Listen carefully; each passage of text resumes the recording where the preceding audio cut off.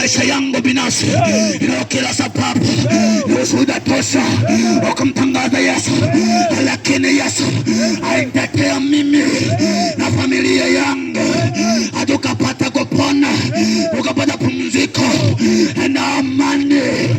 Ina kila sababu ya kumsema Yesu wangu, nimemleta Yesu mahali hapa. Nataka nikwambie kamanda, nataka nikwambie mwananchi, nataka nikwambie ulioko mahali hapa ya kwamba tumezileta pale hasa mwanaume mmoja anaitwa Yesu Kristo. Unataka kujua Yesu Kristo ni nani? Asikiliza leo nikwambie. Kuna mtu mmoja alikuwa anaitwa Farisayo, leka mmoja wa kabila la Wafarisayo anaitwa Sauli.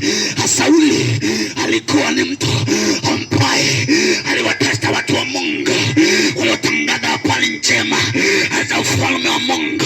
Kwa hiyo Sauli amalama watu wao walipokuwa wanaonekana kutangaza habari njema, aliwaua kwa kuwachinja na kuwakata na kuwafunga na kuwatesa.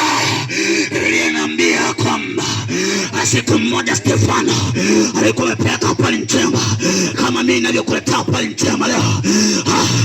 Stefano akiwa mbele yao akawahubiria habari njema, akawaambia habari za upendo wa Mungu, habari za ufalme wa Mungu, ya kwamba wakeuke tangu enzi za kina Ibrahimu hadi kina Isaka hadi kina Yakobo, ndiyo Yesu Kristo alikuwepo na Torati imeandikwa, kwa sababu Yesu alikuwa anamwelekeza Musa kabla hajafunuliwa katika mwili.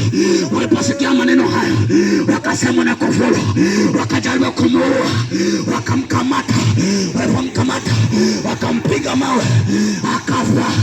Na Stefano ni moja, wasamehe kwa maana hawajui Mungu alitendalo. Stefano akawaambia rehema, akaomba Mungu wasamehe watu kwa maana hawajui walitendalo.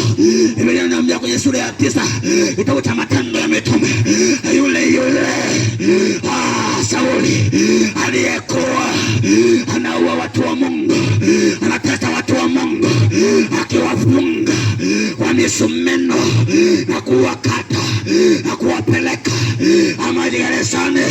Huyo siku moja Biblia inaniambia akiwa na safari ya kuelekea Dameski, akiwa anaenda Dameski, akiwa anaongoza kikosi kama kamanda mkuu. Biblia inaniambia kwamba ghafla akaona nyota inachomoza kutoka mbinguni. Ile nyota ghafla, ile nyota ikang'aa, akashindwa kuona, akapigwa upofu. Ghafla sauti ikatoka juu ikimweleza kwamba Sauli, mbona waniusi? Sauli akauliza, ni nani wewe? Sauti ikasema, ni mimi Yesu Kristo Mnazareti, unayewafunga watumishi wangu na kuwaua na kuwachinja. Ndiye mimi Yesu Kristo, msimba wa kabila la Yuda. Ni mimi. Akapigwa popo akafa. Biblia inaniambia Sauli akapigwa popo siku 3 hanywi, siku 3 hanywi akiwa amevikwa popo. Mungu akampiga popo. Biblia yangu inaniambia kwamba kulikuwa na mtu mmoja anaitwa Anania. Mungu akasema naye, akampa taarifa, akamwambia anenda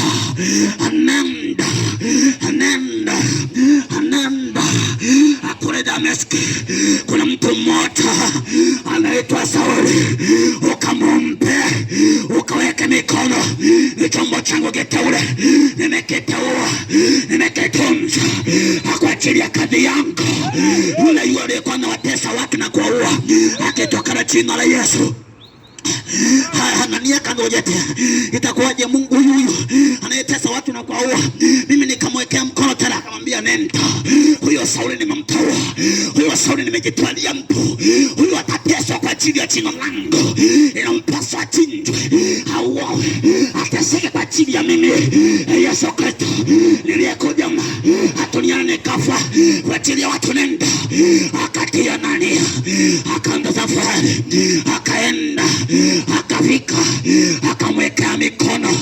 Alipomwekea mikono akapata kuona, akapata kuona, akapata kuona. Akasema haleluya. Makambe akaangua kwenye macho yake, akafunuka tena, akala, akanywa, akachangamka. Huyo Paulo akabadilishwa na jina, akaitwa Paulo, akaanza kazi ya Injili, akahubiri kazi ya Injili. Huyo aliyekuwa na watu na kuwatesa, Yesu akamwokoa. Jioni ya leo nataka niseme na mtu mmoja. Kuna mtu mmoja hapa mchawi, kuna mtu mmoja hapa ni mzinzi, kuna mtu mmoja hapa ni jambazi, kuna mtu mmoja hapa ni mwizi, kuna mtu mmoja hapa ni choma ulete, kuna mtu mmoja hapa ni mongo, kuna mtu mmoja hapa ni mbea, kuna mtu mmoja hapa ni kahaba, kuna mtu mmoja anasema mimi mtumishi wa Bwana nimeteseka, nimechoka. Kuna mtu mmoja amefalaulika sana, anakitaona ndugu. Kuna mtu mmoja amekataliwa na jamii. Kuna mtu mmoja hawezi kusikilizwa na jirani yake. Kuna mtu mmoja hana jinsi, maisha yamempiga chenga. Allah, wewe kama ndo unanisikiliza,